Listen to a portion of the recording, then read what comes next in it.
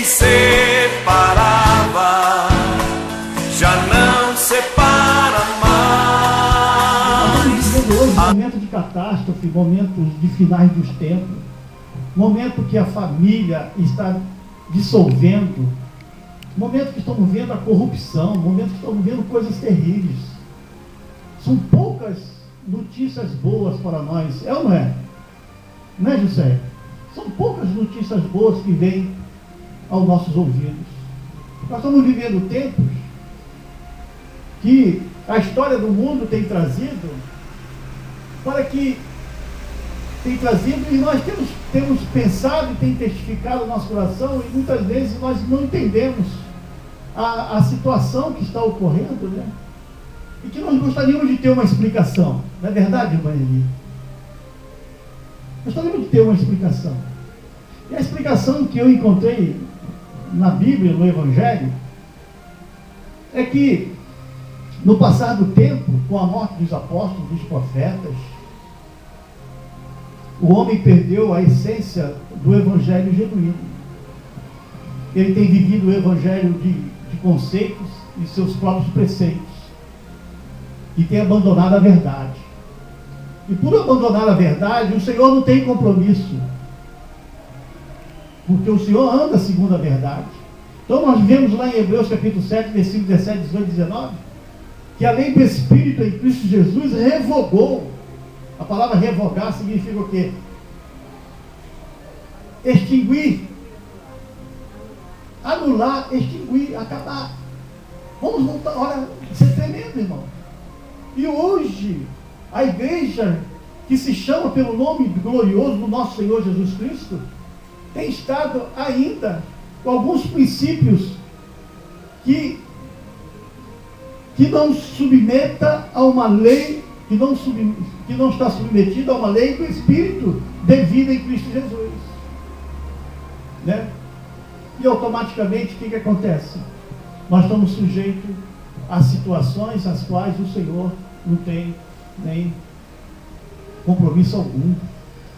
Então, o que Deus tem trazido ao nosso coração, ao meu coração, para esse ministério, para esta igreja nesses últimos tempos, é trazer a verdade, para que vivamos princípios bíblicos verdadeiros, para que agrademos o coração de Deus, para que vivemos submetido à lei do Espírito em Cristo Jesus.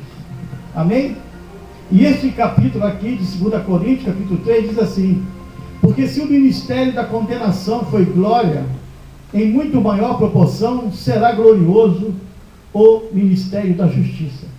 Porquanto, na verdade, o que outrora foi glorificado, neste respeito já não resplandece diante da atual sobreexcelente glória. Porque se o que se desvanecia teve sua glória, muito mais glória tem o que é permanente. Então, se nós estamos deixando de viver o princípio, o decreto de Deus em Cristo Jesus, de vivermos submetidos à lei do Espírito de vida em Cristo Jesus, estão muitas vezes nos colocando submetidos à lei ainda levítica, muitas vezes de Moisés. E às vezes me perguntam assim: mas pastor, mas me cita um item desse que nós estamos submetidos. É tudo aquilo que leva-nos a entender de tudo quanto eu mereço é pelo meu sacrifício. É a mesma coisa. Pessoas que estão vivendo o Evangelho, vou dar um exemplo rápido aqui, não é para trazer condenação, nem para julgar ninguém, mas vou dar um exemplo rápido. Pessoas que andam pela fé naquilo que vê, fazendo movimento, em vez de viver o Evangelho por fé, naquilo que creio, naquilo que Jesus Cristo fez, ele anda no Evangelho, prega o Evangelho, vive o Evangelho naquilo que se faz através do movimento. Um exemplo, eu já ouvi vários grupos evangélicos de pegar essas bexigas, balões, encher de gás e colocar ali um pedido de oração, e vai para o monte e solta esse balão. Na verdade, a palavra manda que nós nos submetemos pela fé à palavra da verdade, e que nós andemos na esperança que Cristo Jesus já nos abençoou com toda sorte de bênção. E lá em Gálatas, as cartas aos Gálatas, só para a gente encerrar agora rapidamente, cartas aos Gálatas, diz que, Gálatas capítulo 3, versículo 10, diz assim: todos quantos, pois, são das obras da lei, estão debaixo de maldição, porque está escrito: maldito todo aquele que não permanece em todas as coisas escritas no livro da lei para praticá-las. E é evidente que pela lei ninguém é justificado diante de Deus, porque o justo viverá pela fé. O justo viverá pela fé. O justo não viverá pelas algumas práticas, entre aspas, de fé, como citei aqui agora. O justo viverá pela fé. E todos quantos que vivem pela fé, vivem pelo conhecimento da verdade de Deus. Errais não conhecendo as Escrituras e nem o poder de Deus. E diz que a lei não procede de fé, mas aquele que observa os seus preceitos, por eles viverá. Cristo nos resgatou da maldição da lei, fazendo-se própria maldição em nosso lugar, porque está escrito: maldito é todo aquele que for pendurado em madeira, para que a bênção de Abraão chegasse aos gentios em Jesus Cristo, a fim de que recebêssemos pela fé o Espírito prometido. Amém, irmãos? Amém. Então, a ideia é que a igreja do Senhor hoje busque de todo o coração os princípios verdadeiros elementares da palavra. O apóstolo Paulo, lá em Hebreus capítulo 6, vou abrir lá para os irmãos, Hebreus capítulo 6, ele cita que,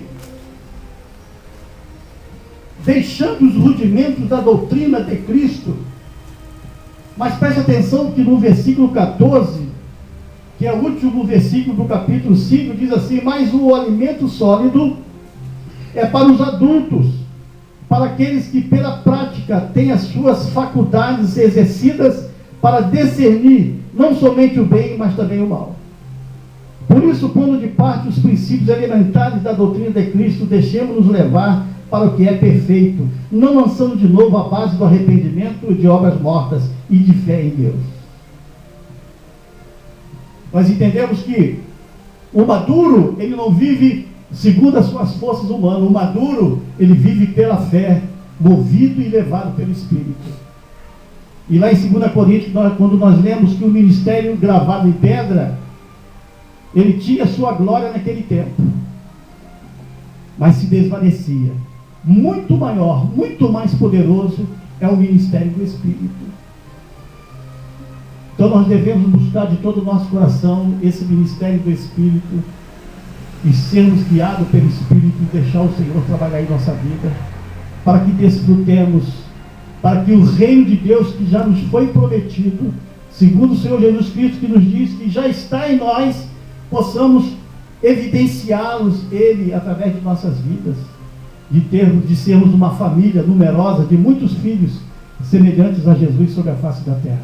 Pois o reino de Deus é chegado. Agora, como desfrutar deste reino? Primeiro, é negando a si mesmo, fazendo morrer a nossa natureza humana e carnal, se santificando, se consagrando ao Senhor. É o princípio da sabedoria, é o temor. E quando o temor de Deus vem, Ele faz com que nós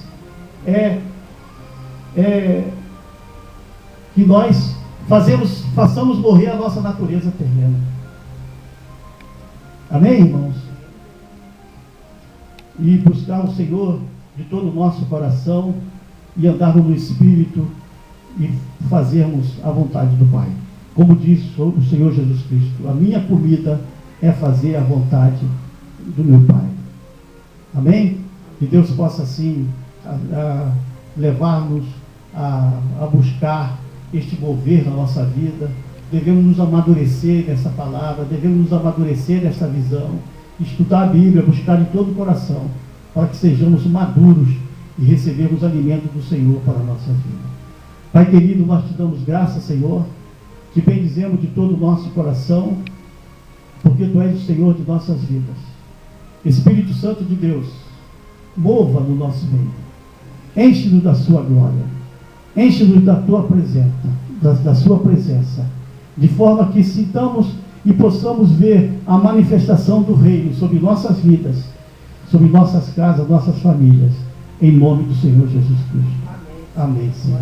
Amém.